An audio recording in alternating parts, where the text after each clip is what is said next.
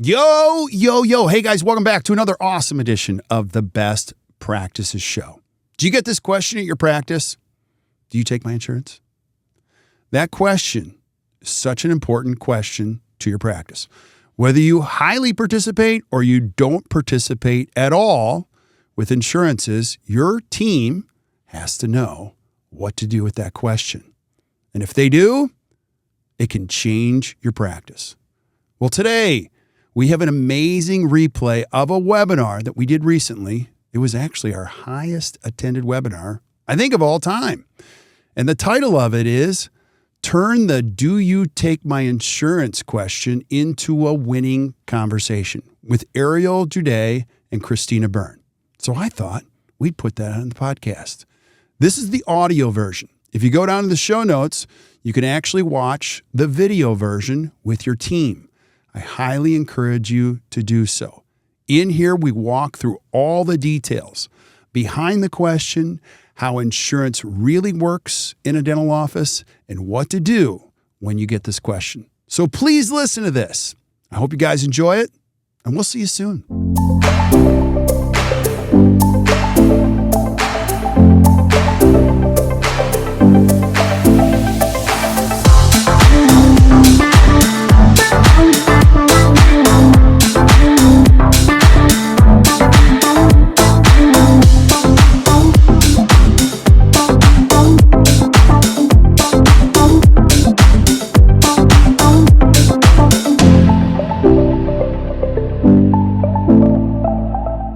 So as questions come up, I'm going to, like I said, I'm going to man the chat. So I'll do my best, Ariel, to throw. You're going to see Ariel's brilliant. So throw your toughest questions at her. She's heard it all. I don't think there's anything you haven't heard when it comes to, all the details. Now, what's really fun, all of our coaches bring different levels of expertise and different know-how. And Ariel brings a lot of everything that happens at the front. Wouldn't you say? Like, give us a little background. What haven't you done at the front? Like, you've done pretty much every role at the front, right? Yeah, I can't think of one that I haven't, because I started as receptionist and then did treatment coordinating, insurance and accounts, and then went into leadership. So yeah, I've at least dabbled into every piece of it. I can't say that I liked all of it, but definitely got a good understanding and well-rounded understanding of just the whole admin perspective and the side of it. And man, it's tough. So my heart goes out to all of our admin team members. Yeah, I would agree. It's I have a special place in my heart for all areas in dental practice, whether it be admin, chairside assisting, or hygiene, office managers, which Ariel helps run our office manager study club, and it continuously grows, is the amount of support, the amount of training. There's some good ones out there, but there's not a lot. There's not a ton. And so, don't you think? Yeah. I mean, I hate to say it, but I do follow some of the Facebook groups, and I cringe sometimes on the information that is, given. People are just looking for support and asking questions, and you just don't know who's going to answer on these huge Facebook groups. And some of it's really good information. And I think, everyone has the best intentions, right? But you just don't know who's answering your question. So that's even harder, as you're reaching out to what you know, and you don't know if you're getting a valid answer or not. Yeah, absolutely. Absolutely. So we're going to give you as many answers as we can that are valid from our perspective. Right. And yeah, so we'll get started here in just about 1 minute. But for those of you that haven't been here before, welcome back, or haven't been here, welcome. For those of you that have been there, keep showing up for our bi-weekly webinars. We put our heart and souls into these. And we've outlined a great curriculum for the year. And if you're showing up here on your own and you didn't bring your team with you, feel free to share these. You're going to get a replay tomorrow. They're awesome team meetings where you can just get everyone aligned on how to think better with these challenges that happen all day long in dentistry. So, Ariel, let's take it away. You want to share screen? I will.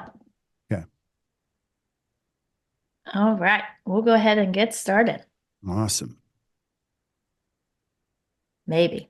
There we go. There we go. Awesome. Awesome. Well, do you want to explain a little bit about To the Top before I get into the insurance? Yes, I would absolutely love to. So, as a part of the webinar series, we've put together the To the Top Study Club. So we basically do three things. We have our Best Practices Association community. We have our To the Top Study Club, which is doctors only, and we sometimes have other team members or significant others come. And then we have our pro coaching program. And this has really been one of the most fun things we've ever done. So it's a great study club that we have 2 groups of 50 now going through concurrently. We meet quarterly. We also have virtual sessions and an incredible curriculum. And everybody shares best practices. And so as a result of registering for the webinar today, guess what? You get a golden ticket, which means you get to come for free. It's so cool. I encourage everybody to come. Like if you're a dentist, you want to just check it out, you can come for free, kick the tires. If you hate it, you can leave and go, hey, I didn't love it. High five. Take all the information. Take it all. And we'll treat you like an amazing guest. And that's how much we believe in it. I know you won't just leave and not come back, but it's an awesome opportunity for you to really just kind of see what we do and be around some other great thinkers. So using this golden ticket, what you'll do is you'll reach out to Gina on our team and she'll facilitate the whole process and roll out the red carpet for you. So come join us. Our next one will be in April and there'll be 2 sessions and we'd love to have you. Absolutely. And then in addition to our study club, we also have our BPA community. Yes. And so just like I mentioned, the BPA community, this has been a secret project of ours and our clients have been well aware of it. We put all of our webinars back there, all of our master classes, all of the content that we've created for more than 27 years. We're constantly updating it back there. And now it's available to the public. So you can check it out at joinactdental.com/home. And we welcome you to show up. Team members, dentists alike, here's where you're going to find some of the best thinking. I love this profession so much. I'm a geek about this stuff. We're going to be on a relentless pursuit to find the best practices from the best practices, best tools, best verbal skills, best financial arrangements, best anything you're going to find in dentistry. We're going to put it all together. And there's an incredible community of people back there where you can ask a question. We have an app. You can take it with you. So check it out. It's like $99 a month. Who can't afford $99 a month? Where you can learn how to solve some of these problems. So check it out. Yes. And then we have the QR code. So if you want to go to actdental.com/BPA, or you can use this QR code and it will take you right to the registration page. Yeah. I promise you'll love it. We're constantly adding new things every single week. And as Kirk, you mentioned, my favorite part is that it's just the whole community. So you're not only having access to the ACT team members, but it's everyone that has worked with us. And they're able to provide tons of perspective and experiences. Yeah. And I was liking that. There are questions that I'm like, I can't even answer that one. So please help anybody. And it's amazing. And it's not necessarily limited to just your practice. Some people are asking like personal, like balance questions. It's fantastic. So. Absolutely. And then I would say, because we're talking insurance, so a lot of this goes towards the admin side of things. We also have an in-person live workshop with Miranda, who's another one of our amazing coaches, who will be running the administrative course that we have coming up in March. So there's a QR code that you guys can go ahead and use that. It's also on our webpage and Eventbrite as well to sign up to get more administrative hands-on expertise from Miranda. Yeah. And speaking of Miranda, she's showing up now. But we have divisional courses here for not only the hygiene team, the assistants, and the administrative team. And you'll see this is one of the best offerings we have. Is if you have somebody on your admin team who really wants to be extremely motivated and think differently, send them, bring them, Come yourself. I promise you'll love it. Ooh, look at that. And our director of operations is showing up. Chris is on too. I'm so sorry. Welcome. Thanks. I couldn't get into Zoom, but now I'm here. All right. We are just in time. We're about to start talking about insurance and how to navigate it into winning conversations. All right. Love it. Love it. Okay, so let's go ahead and jump right in. So why do we want to educate ourselves and educate our teams around the world of insurance? And several reasons, right? Is the number one reason, the why is it's a high anxiety. It's a tough conversation for team members to have in regards to dental insurance with our patients. So we want to make sure that we can help lessen the anxiety of our team members to improve the overall patient experience.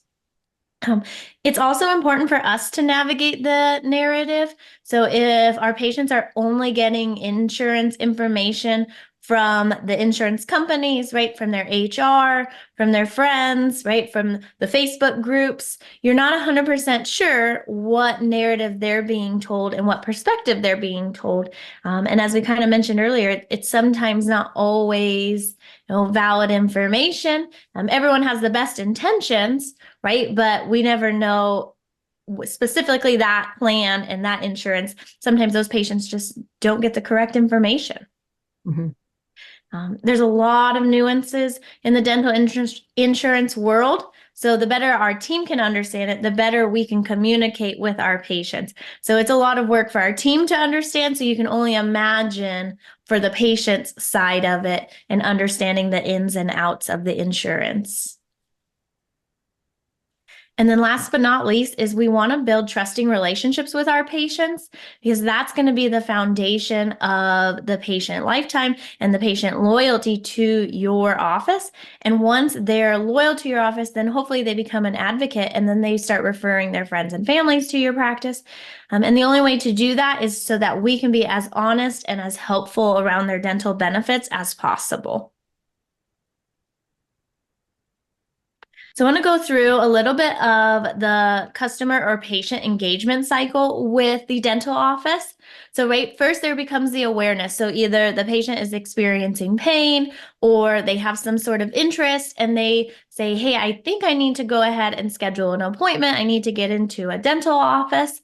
So then they start the consideration phase. So then they say, okay, I'm going to consider going in, or they schedule an office visit. They start talking to you as the team member or the dentist and saying, what are my options for this solution that they're needing? So if then you help them come up with their options and their treatment plan.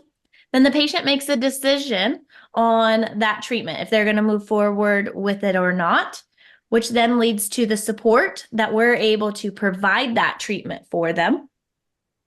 Once our patients are receiving that dental treatment and we're having that relationship with them, they start having that loyalty as they continue to have positive experiences with our office.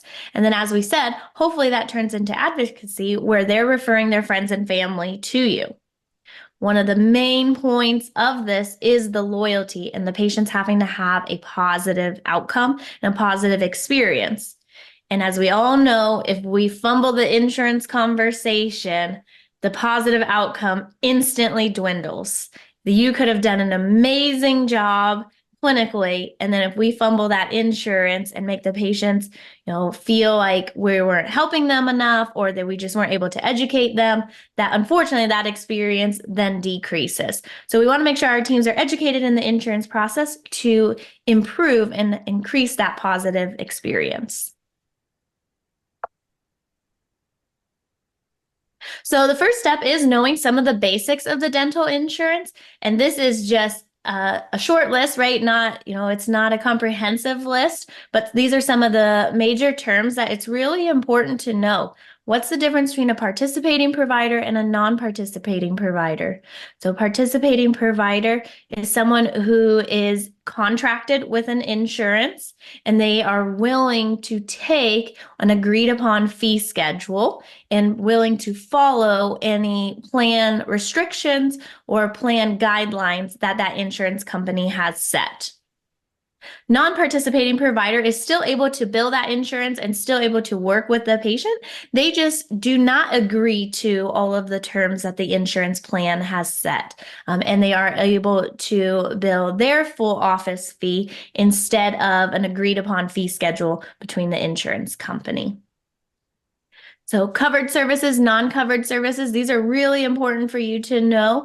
Covered services are things that are going to be allowed in that plan. So this is plan specific, and there's no black and white, or there's no comprehensive list of what's going to be covered by every plan. It really is dependent on the insurance company, the group number, the plan. So you really have to watch to see what is covered, what is not covered. And then if there's any limitations to those coverages as well. So the biggest example that we mostly know of is fluoride, right? That's covered up to a certain age because, the insurance then says, hey, they don't no longer need this. So we have to know that, yes, it was covered up until this limitation, right? Or our hygiene, they get 2 per year. That would be covered services. And I think too, just to add on to that, it's not only dependent on the insurance company. As Ariel said, it's the group number as well. And that is related to your employer and what they choose to be your coverage. So now it's not just the insurance kind of dictating what can be done. Your employer is also doing that too. So it really, everything is limited in the care of the patient based on outside third parties. So trying to manage that is really helpful for the doctor to understand, like, what exactly can we explain to the patient. And to Ariel's point in the previous slide, the more we can build trust with the patients and give them the information and tell them the truth, the more they're going to have loyalty to us. So even if the truth is not what they want to hear, it's still the truth, and we're still able to communicate honestly with them. And that is going to build that trust and that loyalty with the patient. Absolutely. And going along with that, right, is telling them maybe what they don't want to hear is those non-covered services. So as the plan or the employer picked, right, that these are the options for those patients, there may be non-covered services that the patients will not have any benefits towards. And we need to especially be able to inform our patients of this when we know about them, right? Because no one wants to get that surprise bill in the mail or that surprise EOB that says, hey, we estimated you have coverage, but actually it's a non-covered service. So helping our patients understand what insurance benefits will go towards and what they may not. It's also important for the office to know their non-covered services, because in a lot of situations, you can then bill up to your full fee instead of having to take that contracted rate. So it's really important to know ahead of time before giving the estimate. And sometimes those insurance companies will still put an adjustment or a recommended adjustment on the EOB for a non-covered service. So it is really important, and most states do not allow that. So there are still some states who will say that you have to take that adjustment, even if it is a service that's not covered. But check and make sure that you are in a state where you're able to bill your full fee for a non-covered service. That's really, really important. Absolutely. And then with that, right, is we need so what's the fee schedule? And unfortunately, this is definitely plan specific, right? It's not even just an insurance or state specific. Every plan may have their own fee schedule, which is saying what is the allowed amount for each individual service that you provide. So it may not, and it most likely will not match your office fee schedule, right? That's when you become, if you're a participating provider, that fee schedule is an agreed upon term. Even if you're I was just going to say, if it does match your office fee schedule, you need to raise your fees. Right. Yes, absolutely. Oh, yes, because we have seen that. I have never seen one that has been worth taking. Right. So then once the insurance or the plan has that set fee schedule, then they give you also a reimbursement percentage. So then they say, okay, I'm going to reimburse either you, the provider, or the patient a percentage of that fee. So now that's where these treatment estimates come into. We have to take the percentage that there is going to be reimbursed of that fee schedule, and then we can go ahead and figure out the difference from there. So that is plan specific as well. So it's really important for us to understand this and not thinking that it's just a general coverage.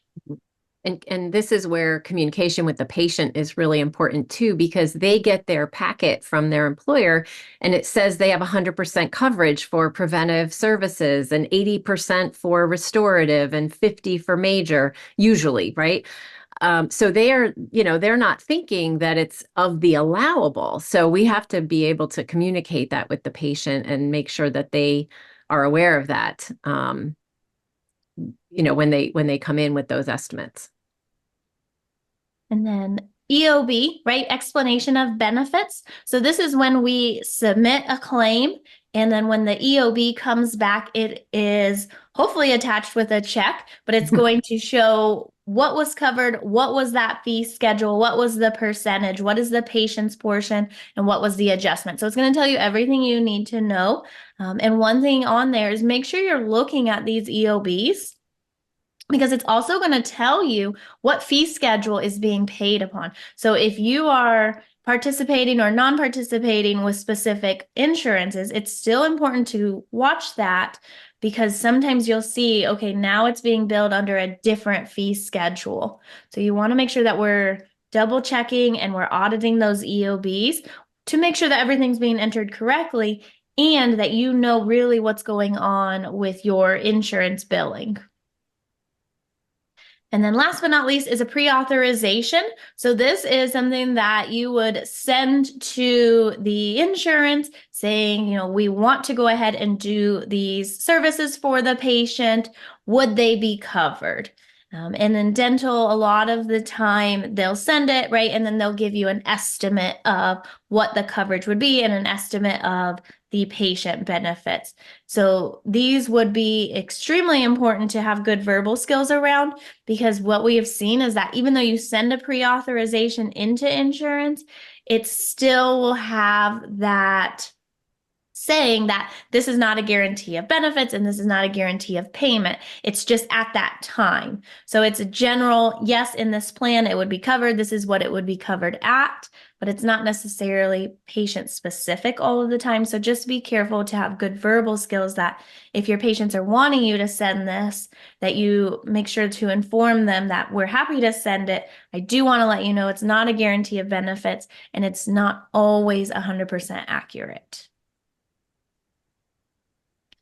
Okay, so now that we have a good idea of the terms to know in the dental insurance, we can continue diving in. So understanding the insurance process, right? So the service is provided. So the patient comes in, they agree to the treatment, we go ahead and provide that treatment. And then when we are posting, right, or we're walking that patient out, we're putting the appropriate codes to support the treatment. We're making sure that is attached to the appropriate provider. So that way we can send off a clean claim to the insurance company. We'll submit it with your full office fees, even if you are a participating provider and you are contracted and you are taking that agreed upon fee schedule.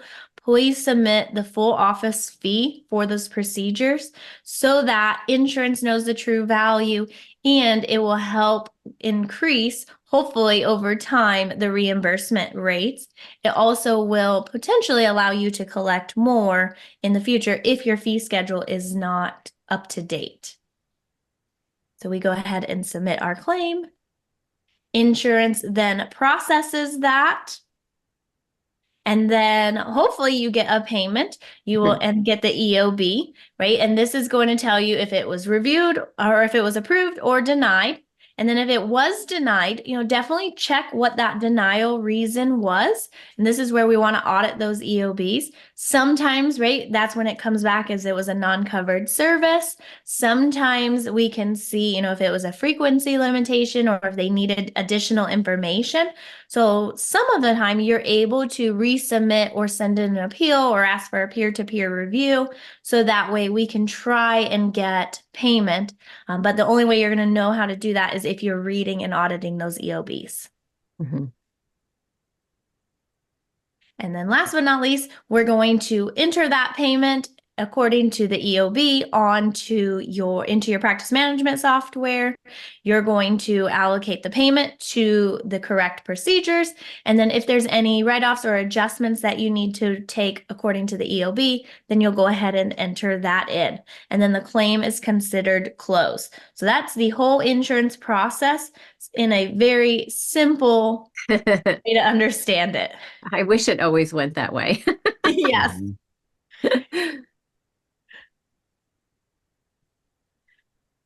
So as we keep talking about, right, if you're a participating provider, what is the impact of that? So a lot of the time you'll hear that you're a PPO, so you're participating in that organization, right, for that. And we want to know, that we believe dentistry is the greatest profession in the world. You'll hear Kirk say this at least once a day, that, right? And we believe that you should be able to practice dentistry any way that you want. When you want, where you want, and whoever you want, right? So we don't want you to have all of these limitations because that's the flexibility and the freedom that dentistry offers. However, what we're seeing is that with more insurance participation, it's starting to threaten that freedom for a lot of doctors and teams. We see this happening all the time, and every year the write-off percentages increase. They go from, I think last year we were looking at on average it was like 42, 44%, and Kirk, a couple of weeks ago you were saying it's getting closer to 50%. That's just not a way to practice. It's very difficult to really do the work that you want to do with the people who you want to do it with, and have it be profitable and feel good about what you're doing when you're only collecting 50 cents on every dollar for the hard work that you're doing. Yeah, and I got to be careful because this is where I get all hot and bothered on this thing, because I love dentistry and just a bigger why in this. And Chris, you're exactly right. If you listen to any of the podcasts, you're going to see we bring on a lot of insurance PPO experts. Now, they don't have a national database for any of this stuff, as you can imagine. What's worse is some people are writing off as much as 55%, and they don't even know that they're doing it. So when you're writing off 33%, you're working 1 out of every 3 days for free. And it makes no sense to even do it when it starts to climb like that. Now, we're not here to slam PPOs, or maybe we are. But the ultimate thing is a lot of you went into dentistry for that freedom. And Ariel, you mentioned the freedom. And the more and more it saturates your practice and you don't even know that it's happening, the less and less freedom you have. And if you follow medicine at all, I live here in Milwaukee, and I won't mention, how challenging it is. A lot of the major health, centers here have changed the compensation plan for doctors. So all the good doctors that could retire, retired. The ones that couldn't retire are waiting to retire. That's what the front desk person had been told me at my primary care physician, which makes me believe, dentistry, we can still hold on to this and not let it go in the direction that medicine went. So back to the whole freedom. There's freedom of choice, freedom to do what you really think is the right thing to do. So I totally agree. And as Kirk mentioned, right, we're not here to say that we're anti-insurance, because we definitely know that insurance and dental benefits are important to a lot of our patients. And it's not true that we're anti-insurance, right? We want to utilize those insurance benefits still for our patients. We just want to see all of you to be profitable. So that way, as we said, right, you have the freedom to choose how you do your dentistry. I was talking to a doctor this morning and he's like, my cash flow, I'm not able to buy the materials that I want or use the labs that I want.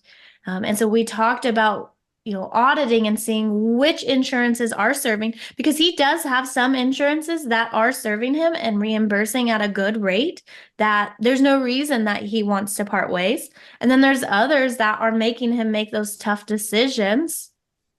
And we talked about, is even if you don't participate, you still could give the patient an adjustment or a courtesy, but now it's your choice. Mm-hmm. Now you're doing what you feel is right instead of just insurance telling you that you have to.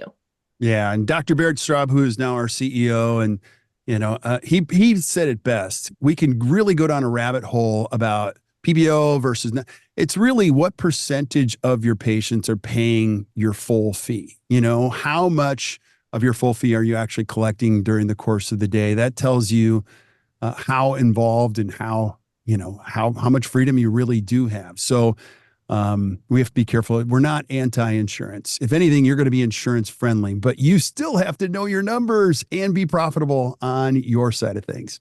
Right. And to Ariel's point, our patients they love their insurance. They're so happy that they have dental insurance or dental benefits. So the last thing that we want to do is criticize that or make it sound terrible. I mean, I've been in offices where I've heard the admin team say, "Oh, that's the worst insurance ever." And I'm like, "Oh no." We have to remember that our patients really value that. A lot of times that's why they're in their job. They sought out an employer with quote unquote, good benefits, good for the patient. So it's all about re-educating our patients, but also about just honoring the fact that they like their insurance. So we have to remember that and not come down on their insurance. And that's a great point, because a lot of times they don't get to choose, right? Correct. Back to it's the employer or their HR that determined this is the plan that's available. So if you're telling them that that's the worst insurance ever, well, they didn't have a choice in it. True. And what are they supposed to do, right? So now we're making them feel bad about something that they have no control over. So instead of, right, let's go ahead and talk to them of how insurance works. And let's go through some benefits. If you do want to go to the non-participation side, how it can benefit you as the team, you as the office, as the practice owner. There's lots of benefits of non-participating for those insurances that are not serving you. So if you're the practice owner, as we talked about already, you get more freedom in your treatment options. Your income is going to reflect the true value of the services that you're providing, which will then lead to higher profitability. The higher the profitability means the more money that you're able to reinvest into the practice, so into the facility, the technology, into your CE, into your team members, right? And then you're able to choose what materials and labs that you want to use to be able to provide the best quality care for your patients. Right? So how does non-participation affect your team, right? Same, they get to have that confidence that we're providing the freedom and treatment options, and we know that this is going to be patient specific. They have a higher chance to achieve and receive bonuses, raises, and benefits, right? Because you as the practice owner are having a higher profitability for the office. So they're more likely to be able to share that with the team. And we know that team members want to have that chance of a bonus or a raise or a dental or increased benefits. It is also less time invested in the insurance management side of them. We won't say that it gets rid of it completely. They still have to verify benefits, right? They still have to bill claims, but it is less work and time invested in it. And so, which then allows them to spend more time with the patients so that they can have better conversations, build that value, have improved experiences with the patients because they're having those conversations instead of spending the time, verifying the insurance or fighting to get different claims and different services paid for. We're just doing the investigation, like we said earlier about, checking those EOBs and making sure that all of the adjustments are the correct adjustments. If you're not participating, it's very clean. Here's your fee. Here's what they paid. This is what the patient is going to owe. So it just makes it it just makes it so much cleaner for everybody. If you ask your admin team member what their biggest frustration is, it's typically dealing with the insurance companies and trying to figure out what the estimate is, because then they have to think of the fee schedules. So it just makes life so much cleaner and easier for your team member. So as we have a happy practice owner, we're going to have a happier team, which then leads to happier patients, right? So now they're able to choose which services that they're going to receive from you, because they're not having those restrictions and limitations to care, right? Once they understand that they have the capability to do what's best for their health and not worry about what insurance is saying they can and cannot receive. They're going to have that more time for that relationship-centered care, right? To have those conversations. It's not going to be a quick in and out. They're going to know that you really value them as a patient because you're spending that time with them. They're going to have the confidence that you're not cutting corners in the materials or the technology or the lab, so that they know that they truly are getting the best dental treatment possible because you're not having to cut those corners. So as you can see, there's really a lot of benefits of non-participation with different insurances throughout your practice. So with that, right, we want to be intentional, and we keep talking about how do our team members educate our patients and how do we talk about it. We don't want it to become a negative value, right? And we also don't want to make it the only thing we talk about with our patients. Yes, our patients value it. Yes, they know that it's important to them, but we also know the more that we talk about it, the more that our patients are going to think about it and value that insurance. So we want to take that conversation from insurance to their patient care. So we want to make sure to move away from those unnecessary insurance predeterminations. As we said, they're not always going to come back as a guarantee. Well, they're never going to come back as a guarantee of payment, right? And they're not always going to come back accurate. So we want to move our patients away from feeling like they need to have those predeterminations in the confidence of, am I going to receive this care?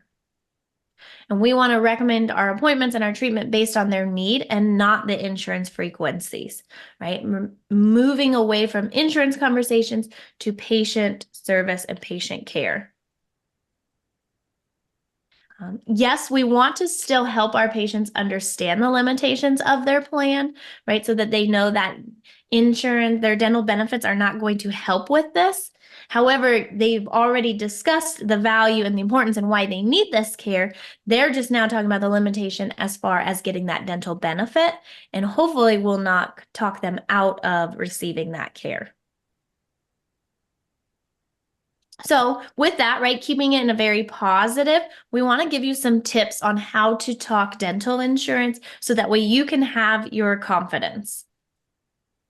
So the first one is educate your team first, right? So how are we going to educate our patients if we don't educate our team? Everyone in our team needs to understand the general idea and the terms of insurance, even our clinical team members. So it does not just our admin team members, because patients are going to ask your clinical team members, and you want to make sure that they understand the general overview, even if they have to give a handoff to your admin team member for the more plan-specific information. So as we said, right, your team wants to know the rules of insurance. What are the benefits? What are the limitations? And knowing that each plan is unique. Unfortunately, we wish we could tell you there's a black and white, like you just need to know this and you're good to go. But knowing that, and so that your team understands, then they're prepared, they're going to have to look into each plan. One thing too is if you're working with an outsourced agency, they can help in the efficiency in reviewing those dental benefits, right, and the verification and the breakdown. So that could be something that your team can take off of their plate so they can spend the time with the face-to-face or on the phone conversations with the patients. So it's just an option there for you and your team members. And then every team member 100% needs to know the difference between in-network and out-of-network, and what does that mean to the patient and how to communicate that to the patient, right? A lot of us know, okay, in-network, we're going to go ahead and take that adjustment. Out-of-network, we're going to go ahead and able to bill our patient. Yes, well, we know that, right? That's not how we want to communicate that to our patients. Right. There's internal phrases and external phrases. Absolutely. So participating, right? So as we said, the team needs to know in network and out of network. So if you are in network, you're a participating provider. So you are going to contract it to honor that fee schedule. And then you're going to have to know, and you're going to have to help educate the patient so that they know their contract details. So what happens if they deny the procedure? As we said, check with the plan and check with your state. Are you able to bill the patient for that portion or for that service? What do we do if that plan considers a procedure included in another procedure, right? So for example, is the core included in a process of the crown? If it is, what does that mean? Am I able to bill? Do I have to adjust that off? And you're going to have to know those contract details. You'll have to know the umbrella and insurance company policies. So if you're participating, right, does that mean you're able to be picked up by an umbrella plan and be billed through another insurance fee schedule? So if you do, right, that's where we say audit those EOBs so that you know what fee schedules you're paying under. And then you're also going to want to know, what if they downgrade a procedure, right? You'll still see that a lot of procedures are downgraded to another procedure. So the composites are downgraded to amalgam, right? And they're like, I didn't provide that service, but it's insurance's way of being able to provide less dental benefits for the patient. So you're going to have to know, can you charge the difference? Do you have to take that additional write-off, right? All things that you're going to have to know, and your team's going to have to know if you're a participating provider. I would also, just to, as a little side note to that, sometimes, and I have heard this, where the insurance company will recommend that you downgrade the procedure. And I would say, do not do that. You need to bill whatever it is that you really, really did. So whatever you did in the mouth, you write down in the chart and you put on your claim form, your ledger, whatever it is. And if the insurance wants to downgrade, that's on them, right? So they will sometimes downgrade a perio maintenance to a pro fee, but if they tell you to downgrade it yourself before submitting it, do not do that. That is not kosher. So you definitely need to just bill whatever it is that you truly, truly did, and then let the insurance company downgrade if that's what they choose to do. Correct. And I mean, you'd be surprised on how many patients have called when I was at the admin. They said, well, my insurance said you should have billed this code. Mm-hmm. And it's like, well, but we didn't do that procedure, so I can't bill that code. And I would go back and I would tell them, I was like, actually, insurance doesn't want me to bill that code because then I'd be committing insurance fraud, right? So insurance is saying they should have billed this if you wanted dental benefits. Mm-hmm.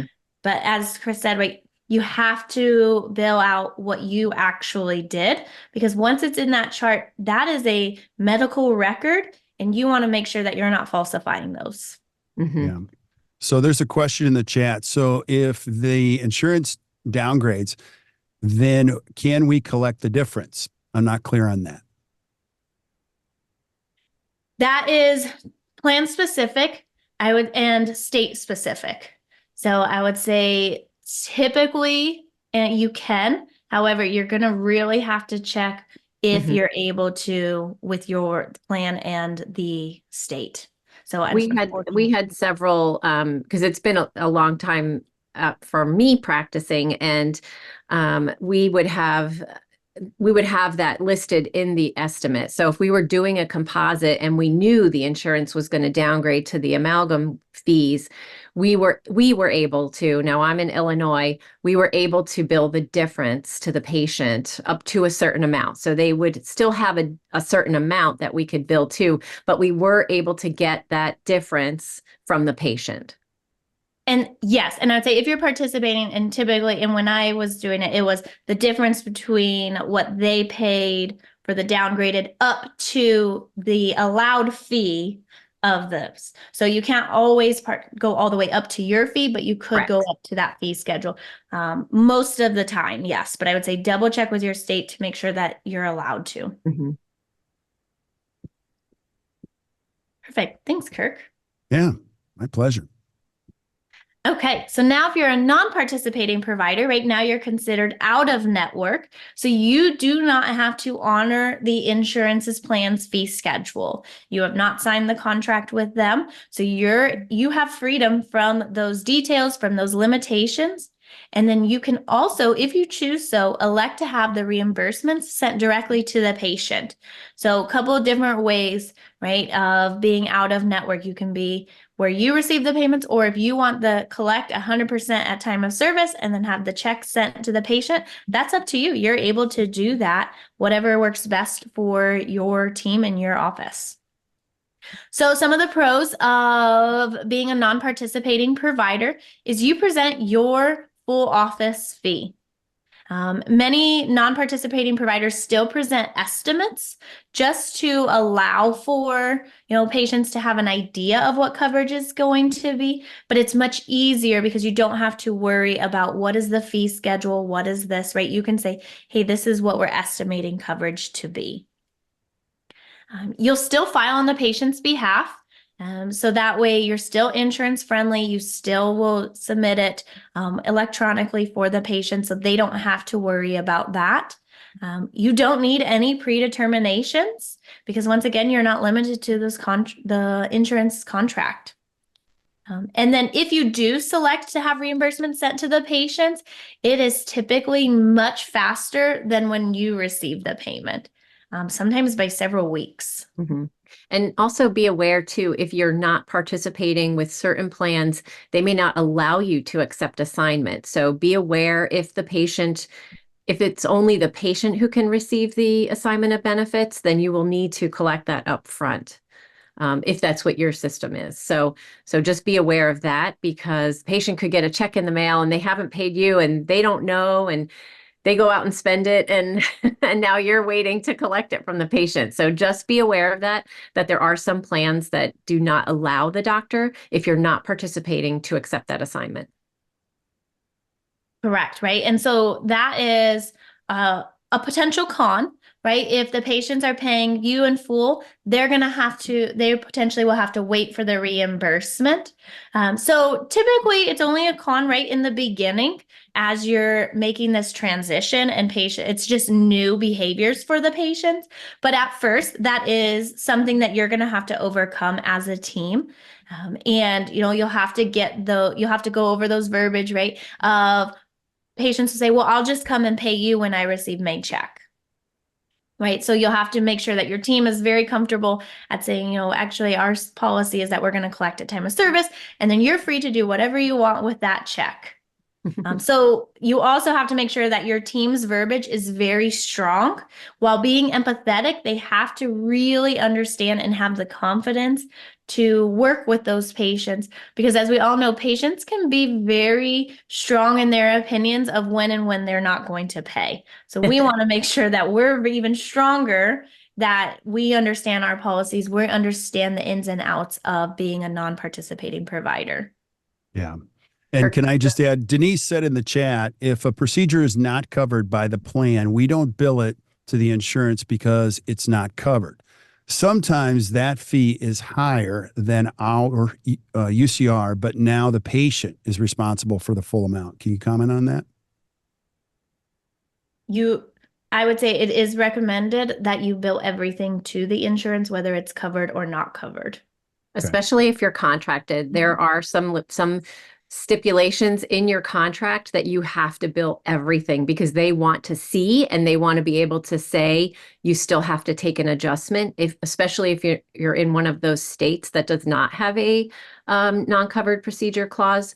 So just read your contract, because those contracts will sometimes state you must bill every single thing, regardless of whether it's covered or not.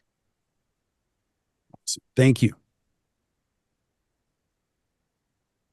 Okay, So we've educated, right? We're educating our team on being, either participating or non-participating and what that means. So I really want you to reserve time in your team meetings to review this, right? It can't be just a one time and done or in passing. Oh, hey, Ariel, just so you know, like I want you to read over this and understand it. It's really going to take time in your team meetings. And I would say a couple of team meetings to go through this. Mm-hmm. And I am not a fan of role playing, and I get it, but we have to, right? Because that's the only way. And we say, you have to practice to gain those skills and to gain that confidence. And the only way you're going to do that is by sometimes fumbling over your words. And so you want to fumble with your team members versus when you get to your patients. Mm-hmm. And Dr. Tu, if you would be uncomfortable yourself speaking to the patients about this, imagine how your team members are going to feel. So, Right. so this is probably the thing that takes the most amount of time, is having your team be comfortable and confident in having these conversations. And you don't want to mess that up, because if we go back to the journey of the patient, if we make that one misstep in how we communicate this, we're going to lose them on the loyalty side. So while this seems like it takes a long time, it does, and it's worth it. 100%. This is, as Chris said, like this is the most important part. Mm-hmm.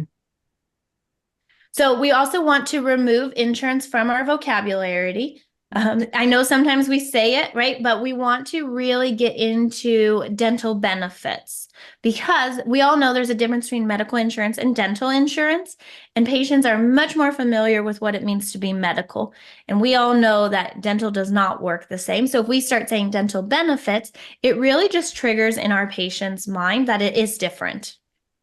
And this goes for whether or not you're in network or out of network. You could say, you know what, we want to participate with PPO. That's what we do, and we're happy to do that. That's totally fine.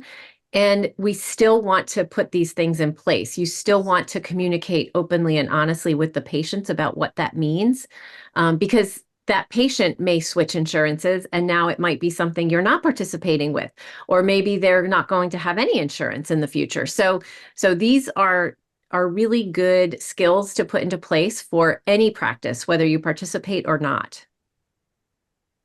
So let's go ahead and get into some key phrases, such as maximizing your dental benefits. So, right, and how to answer some of these questions. So I would say the first part is utilize, we have a tool that's called Say This, Not That, and it's just a calibration tool for your team of different ways. What do you want to take out of your practice, and what do you want to bring in regards to the verbal skills? So that way everyone is saying the same phrase, right, in the same way, right? We all have our own personality, but we want to make sure we're using the same verbiage to have a clear, consistent message to our patients. So some examples, for the question of, do you take my insurance? So a lot of we'll hear is, nope, we're not a participating provider with your insurance, but do you still want to schedule? Right. And what I heard was no. So what I'm thinking is no. So, right, we want to say that, we're an insurance friendly practice, and we file to almost all insurances for our patients. Tell me more what you're looking for in a new dental home. So I acknowledge that they have the insurance, and now I'm turning it to, okay, but what are you wanting? What are you needing? And what are you valuing as a patient? So you change their mindset.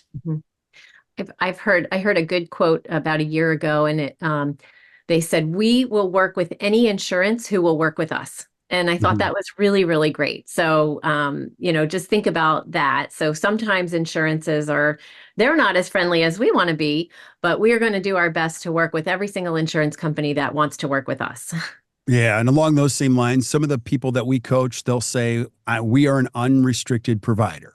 And they explain the same thing, but again, verbal skills matter. This is why this is so important. And I'll say one more thing. These webinars are so important because this is a changing game. The insurance game, I've been doing this a long time. It's more complicated than it's ever been. And you can't do enough education around understanding what it is and how to better respond to it. 100%. I mean, I'm still like, right, we're saying we're learning and we're re-upping our verbiage and we're changing, right, to be based off of what insurance is doing and what patients are valuing, right? So we know that since patients are valuing their insurance, a lot of time they're going to ask, will my insurance cover this? Right? And so we want to acknowledge that. It sounds like you want more information about your investment. We're able to help you understand any limitations that your insurance may have towards this treatment that will help you achieve X, Y, and Z, right? So we're saying, hey, we're going to help you. We're going to understand that because we have to remember that patients want to know how to utilize their benefits because they're either have that job for it, right? They're paying additional for it. So they want to utilize it. So let's help them. Instead, you could say, well, your insurance only pays 50% on this, which is $500. Would you like to go ahead and book this? Right? So it's like, oh, so it's very, you're telling them the truth, right? And you're being very honest, right? But you're not explaining to them that, hey, this is a value. We're going to help you, right? It's just more of a negative mindset towards the patient. And I love what you have in here too, Ariel, about the investment, right? It's not, I wouldn't even say fee, cost, anything. It's an investment because you know, your smile, your teeth, and we know how everything is related in the body. That is an investment in your future health. And so I think it starts with educating the patient from that perspective too, about the value of keeping their mouth healthy and keeping the rest of them healthy. Yeah, and the reason I started with saying investment was when you gave that estimate and the patient's like, "Oh, well, that's a lot." Right? I could be like, "Well, yeah, it is."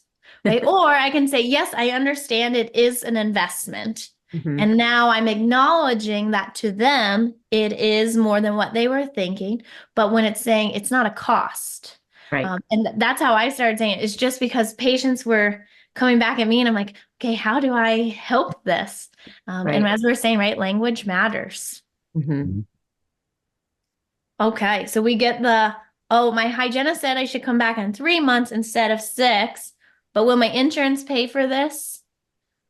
Okay, and it's, we can say that I understand, no problem. I'll find a time in 6 months so that we can follow your insurance frequency. Right? Well, one, we just devalued what the hygienist and the doctor has said the patient's care is, and we're letting insurance dictate that. Or we can help educate the patient and saying, I understand how you feel. Other patients have felt this exact same way. We found that making our hygiene recommendations based on the individual risks and what insurance restricts creates better long-term health. It also will help manage the risk of gum infection. I'm happy to help you understand what your investment would be for that, right? So letting them know that we're not recommending this based off of what insurance says you need, but based off of your individual risks. And, right, if they're coming back in 3 months, as we're saying, they have some gum infection that we really need to manage. Mm-hmm. And I think we have this bolded for feel, felt, and found because that is the way that we can empathetically manage objections to whatever it is that we're presenting to the patient. So we understand how they feel, right? We're empathizing. We're saying, I get it. This may be a larger investment than you were considering originally. And then letting them know that there are other patients who felt the same way. So now they feel like they're not all by themselves out on an island, that there are other people who have had the same circumstance. And then what we found, this is the solution to what it is that they're feeling, is that we need to align with the hygienist recommendations based on their own individual needs. So I think that if you think about it in terms of that, try to use those 3 words in your response to an objection that a patient may give you, or even a question that they may give you, understand how they feel, understand that other patients have felt the same way, and here's what we have found works for them and ultimately for you. So it's a really great way to manage those objections in a very empathetic way and let the patient know that you're on their side. So hopefully in these examples, you're seeing and you're hearing a common theme that yes is always the right answer. Right? We always want to let our patients know that yes, we can do this. yes with these, right? Yes, so that they have a better understanding, and it keeps the conversation open. Because as soon as you say no, there's really nothing else, right? I mean, yes, you can add in the question, but you say no, that's what the patient hears, and that's what they're going to say. Mhm. So we want insurance friendly experience, and we want to help them. So whether you participate with 10 plans, 20 plans, none, you can say yes to helping your patients understand and maximizing their benefits. So do you take my insurance? Yes, we have many happy patients here with that dental benefits plan. I'd love to learn more about you, your dental needs, so I can share how we can help maximize your benefits. Right? So even if you're telling them that you're an unrestricted provider and what that means, it's always, yes, this is how we can help you. And so we want, as we've said, right, the main focus is your patient, not their benefit plan. So yes, we want to be open, we want to be honest, we want to be concise when answering the questions, right? As we hear a lot of times, sometimes we explain and we're answering everything that we can. However, sometimes that also overwhelms the patient. So be concise and let them drive the conversation back to what they're wanting and what they're needing to help with that value. Mhm. So, Ariel, can I ask a question? Frank asked the question, how do you handle the question, are you in network with my insurance if you are out of network, but you do accept the dental benefits and the patient pays their copay? So if we're out of network, right? And the patient that is asking, are you in network? So I would say, we're considered an unrestricted provider with that dental insurance. Do you mind if I explain what that means and how those benefits will work? Right? Or how we can help maximize those benefits. So you can go right into, I want you to be honest, right? And we don't want to say, oh yeah, we're happy to bill that for you, right? They're asking, are you in network? Do you accept this insurance? As yes, we accept it. We are an unrestricted provider. What that may mean is, right? And then you go into the explanation. And sometimes teams always may say too, like, oh, well, let me, that means your reimbursement will look different. I want to say may look different because until you know their patient's plan, you don't really know. Some of those non-participating providers are still getting paid very well and very good reimbursement rates. And in terms of say this, not that, I would actually stay away from the term copay when you're talking about a dental visit, because a copay is a $20 for an office visit at your medical doctor. And that is not what we're talking about. So I would actually strike that from your vocabulary and use patient portion or patient investment or this, just like we talked about earlier. So copay has such a connotation of $20 for an office visit or $10 for an office visit in people's minds because they're thinking of it like medical insurance, and that's just not what it is. So I would definitely lean into the patient portion or patient investment when you're explaining that to them. Try not to say copay at all. Yeah.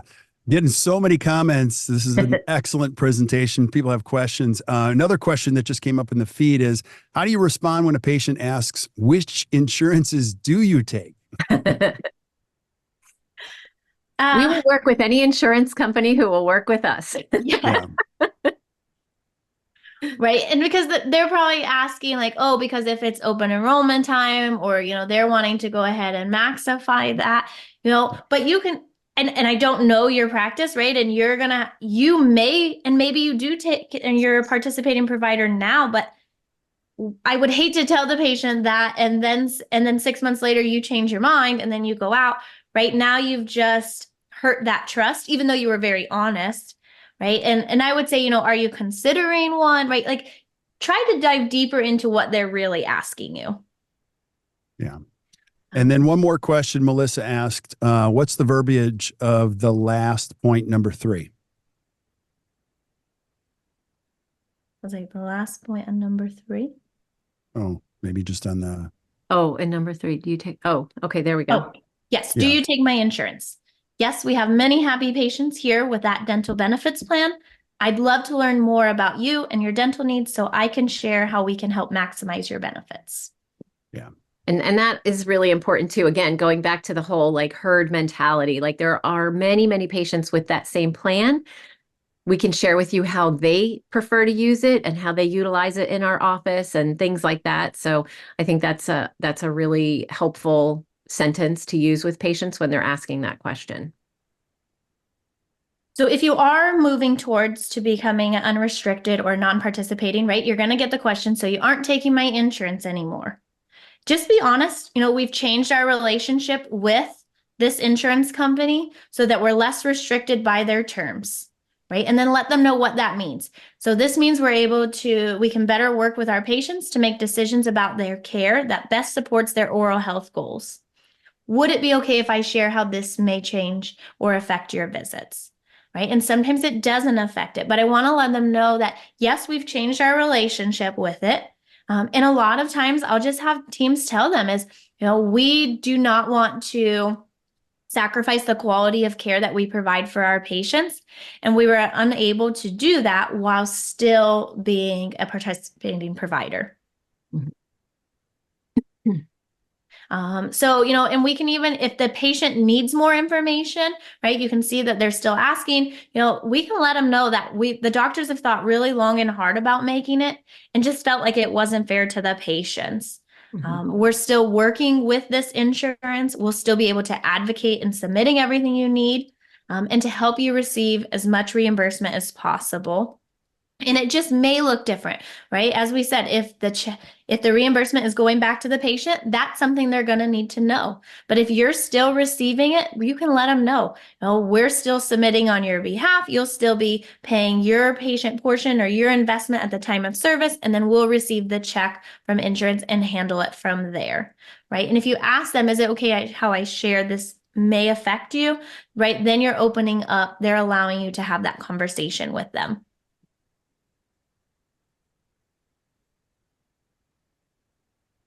And then, like you said, right, is how a lot of patients are happy to hear that we're still doing all of the legwork, right? We're on behalf, we're going to fight for our patients and utilize their plan towards their care. And we're going to let them know that we're making decisions based off of their care and their specific needs, not based off their insurance restrictions. Yeah. Can I ask a question? Sandra Brand asked the question, what do we tell patients that come to our office that end up having an HMO plan and we are non-participating providers? I would just be honest, with this specific plan that you have, we are a non-participating provider, which means you are still welcome to come here and receive services. You just will not, your dental plan will not help towards that care. Mm-hmm. And, we could find that information out ahead of time too and save the patient some time. So just doing a little bit of homework on the front end when that first phone call comes, obviously we want to build relationship with that call. That's a whole other webinar. And, understanding about the patient and why they called us, and then have that be a part of it so that we don't have them waste their time. Now, again, to Ariel's point, they can absolutely still come to our office. And I just want people to have all of the information before they make that decision, because this is a little bit different from someone who's not participating in a PPO, because those benefits will defray some of their expenses in the dental office or their investment in the dental office. But with an HMO plan, they're not going to get any out-of-network benefits at all. Correct. And we don't want to ever do the bait and switch, right? To make Correct. patients feel that, we tricked them into seeing us, because that doesn't set a trust foundation, right? No. So we're insurance friendly. We'll help you maximize your benefits. Here's how we can help. And if they have an HMO plan, we're not able to maximize their benefits. So it's going to be their choice. We're happy to bill your dental insurance, your dental benefits plan. We want to maximize your available benefits, all in the positive. What can we do to help you and maximize those benefits? We understand that your benefits are important to you. If you're willing, I would like to start with some important information about you and what you're looking for to accomplish as a patient here. And then I can share more with you specifically how your dental benefits work. So, right, if you get that new patient phone call and they're specifically asking you about insurance, I really want your team to build a relationship the best that they can on the phone prior to going into dental benefits, right? Because once again, the more we talk about dental benefits, the more the patients are going to value it. And there's a question about that. Like, what if they just want to go to an in-network provider? And that's totally fine. You don't have to see every single patient who is coming to your door or picking up the phone. You have to be a little bit picky about who you plan to spend your time with. That's the whole freedom part of it. There are plenty of fine offices who can take that patient and do a great job with them. And you just don't have to see them if that's all that they're asking for. Yeah, I totally agree. And another one that came in through a one-on-one chat here. If you decide to go out of network and the insurance sends out a letter to the patient stating that we are out of network, the patient takes it as they can't come here anymore. How would you explain that to the patients? So one, we always want to be proactive instead of reactive whenever possible. And I would say if you are switching to go to an unrestricted provider, I would just say, hey, insurance is probably going to send this letter. So do the work ahead of time to be able to communicate with your patients, letting them know that we're changing our relationship with your insurance company. This is what that means. Don't be surprised if you receive a letter from them saying that you can no longer come here. I want to let you know that that is false and that you are able to still come here. You are able to still utilize your benefits. We've checked your plan. You do have out-of-network benefits. So just letting them know, right? And then even if so, communicating in person, if you can't communicate in person, right, giving them that phone call. We have a lot of teams that send a letter ahead of time. So that way, because we all know that we don't read a ton of letters. So if you read mine first, hopefully you ignore the second one that comes, right? Or the patient says, oh yeah, I knew they were going to send this, and then they disregard it. Right. I think that proactivity is the key there. And we've even seen a couple of instances where the employer will send a letter to the employees letting them know that that particular dentist is no longer in network. So, again, being as proactive as possible. Of course, the insurance company is going to tell the patient who, that they shouldn't go to you, because in all likelihood, the out-of-network benefits are higher, the higher fee schedule than in-network benefits. So they're going to have more, they're going to be paying out more when you're out of network than when you're in network. 100%, right? And so that's where we can say, the good news is your plan or your benefits are going to help you with this treatment. Yeah. Any other questions? I was like, yes, there's ton. I think we should add this as we were going through this. It's amazing how many I've got chats on the left and the right. There's so many questions, and I want to answer as many of them as we can, but also add some final thoughts to this. This is such an important webinar, and we're starting down this path. We're going to continuously bring you guys great information. I'll just add this, is that if you're a dentist or a team member listening to this and you're like, no way, we couldn't do this. That's what's called the limiting belief. We work with people all the time and go, you don't understand my area. Maybe not, but the truth of it is that this is still America. If you're in the United States or North America, you can still choose how to practice.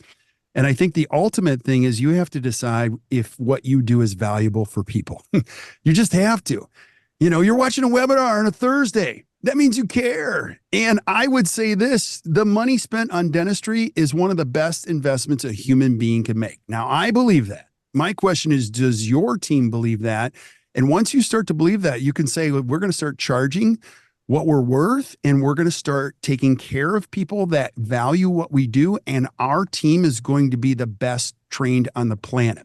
And so you might think we're, riding unicorns here from La La Land on this but I'll tell you, we work with a lot of practices that used to participate and they don't participate and they love it and they would never go back. And I'm not telling you to do that, but I will tell you they went on a behavioral journey where they said, we're going to be the best on the phone when it comes to this. And those people get the same phone calls you get. When you are non-participating, it's not like people go, I got a ton of cash. I don't know. I know you don't accept. Can you just prep all these teeth for me? They get the same phone calls you do.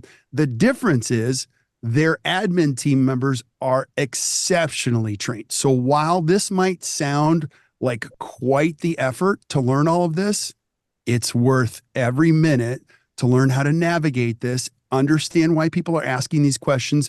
And if you're a dentist, help your team best deal with this, because it's going to make their job more fulfilling than ever. That they're like, it won't work with every patient, but if 3 out of 10 say yes, you're going to go, oh my gosh, that worked. And then 4 out of 10.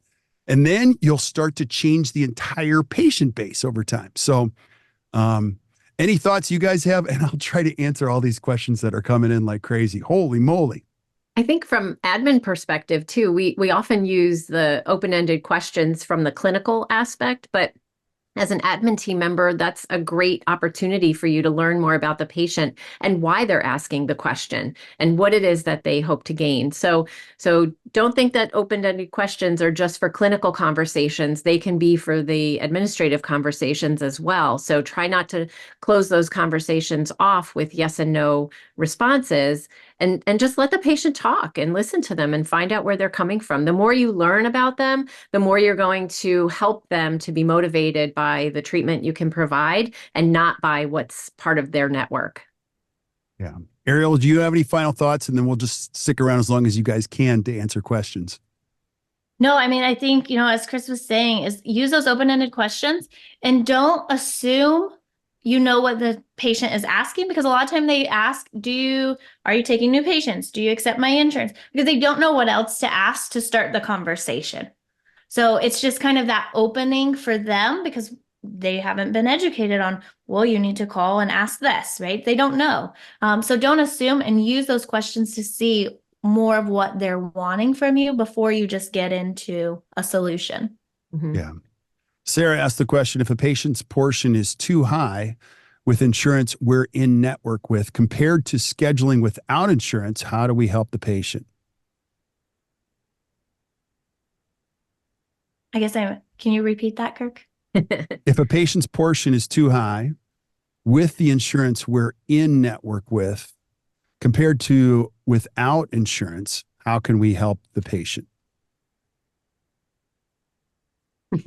I guess I'm still I'm misunderstanding. So if they have insurance and their patient portion is going to be higher than if they didn't have insurance? Yeah, yes. I don't know. Really. That's why I threw you the question. I didn't.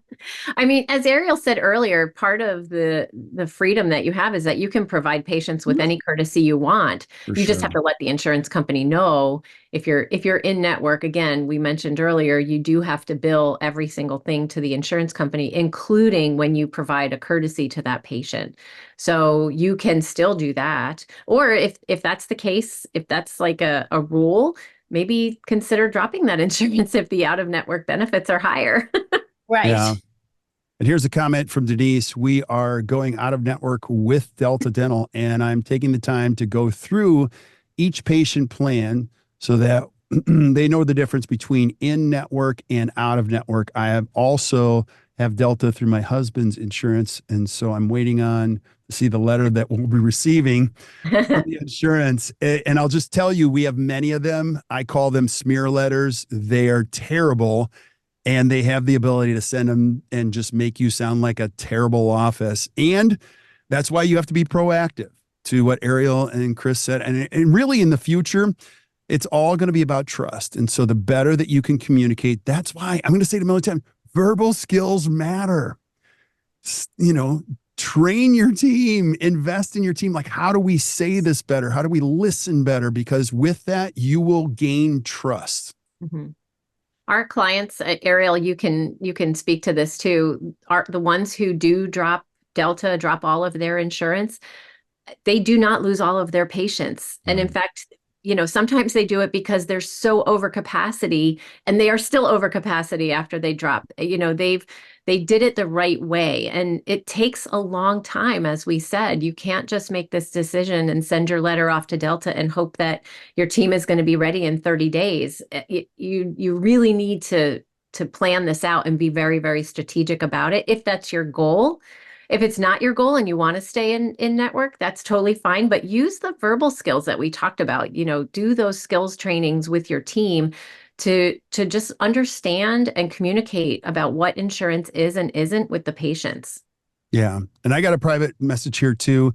Would you guys be able to comment on this? I get the whole non-participating thing, but we're a DSO and we're not in the position to drop PPOs. We don't make those decisions.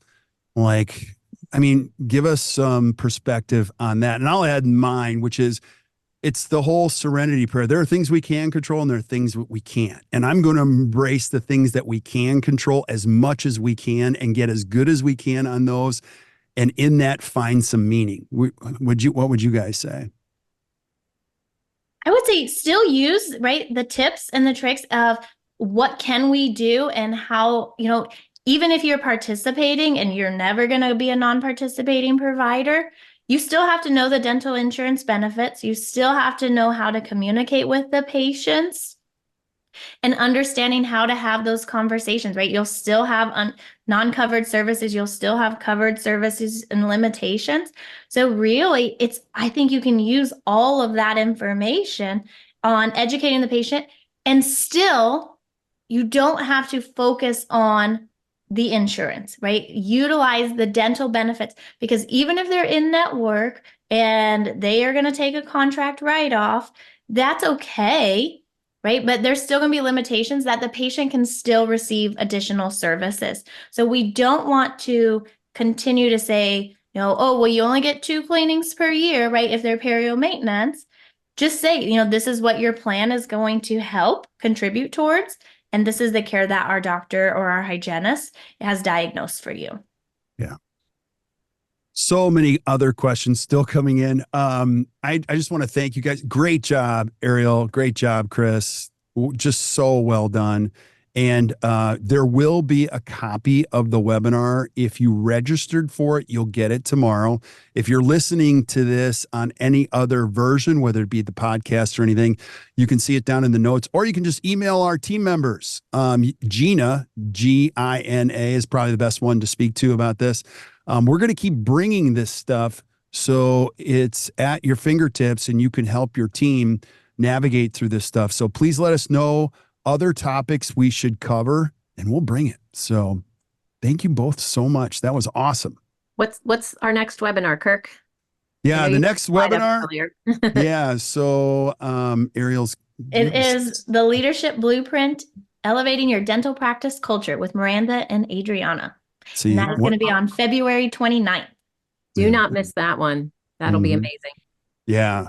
One of the secrets is to surround yourself with great people who know what's going on all the time. So, and in that theme, Miranda Beeson, our director of education, she's putting these together to be topic specific with our expert coaches. And that is an excellent one. You do not want to miss that.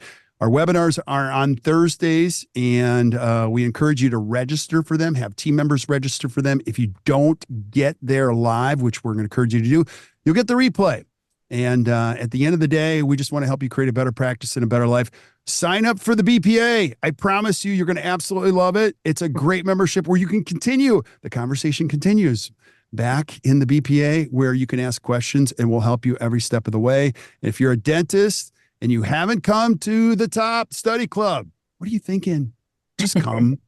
You'll love it. And you'll get some great food. You'll get to meet some incredible people and you'll leave very, very inspired. So thank you guys for showing up today. Reach out to Gina for any of that information. Yeah. So until we see you guys next time or you hear from us next time, keep tuning in and we'll keep bringing it. So have a great day, everybody. Thank you, everyone.